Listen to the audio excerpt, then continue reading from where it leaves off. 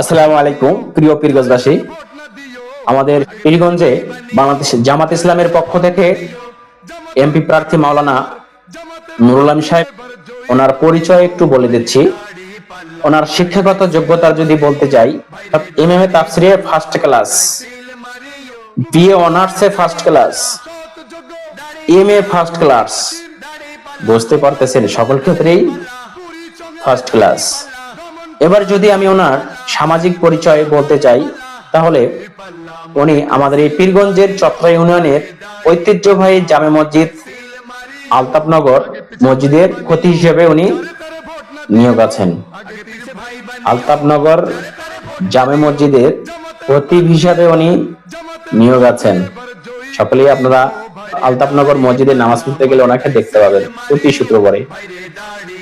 এবার ওনার সাংগঠনিক পরিচয়, বাংলাদেশ মাজলিসুল মুফাসসিরিন, অর্থাৎ বাংলাদেশে যত বক্তা আছে তাদের মধ্যে উনি জেনারেল সেক্রেটারি হিসেবে দায়িত্বে আছেন।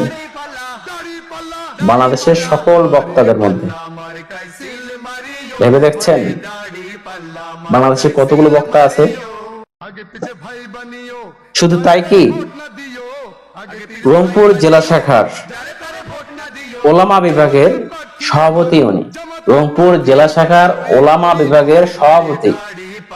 শুধু কি তাই, রংপুর জেলা শাখার মাদ্রাসা শিক্ষক পরিষদের সভাপতি। এবার আসি মাওলানা নুরুল আমিন সাহেবের রাজনৈতিক পরিচয়। তিনি বাংলাদেশ জামাত ইসলামের মজলিসে শুরা ও কর্ম পরিষদ সদস্য, রংপুর জেলা শাখা, অর্থাৎ রংপুর জেলার মধ্যে উনি মজলিসে শুরা ও কর্ম পরিষদের একজন সদস্য। শুধু কি তাই, ওনার আরো পরিচয় আছে।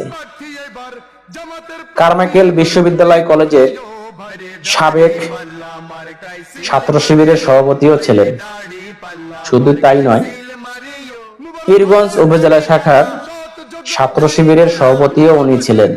আমি ওনার আপনাদেরকে ভালো করে বুঝিয়ে পেরেছি ওনার পরিচয়টা। আশা করি আপনারা সামনের নির্বাচনে মানুষ চিনতে ভুল করবেন না। পীরগঞ্জবাসীকে এখনই সঠিক সিদ্ধান্ত নিতে হবে, সঠিক জায়গায় ভোট দিয়ে সঠিক মানুষটিকেই জয়যুক্ত করতে হবে। আল্লাহ পাক আপনাদের সকলকেই বোঝার তৌফিক দান করুক, আমিন।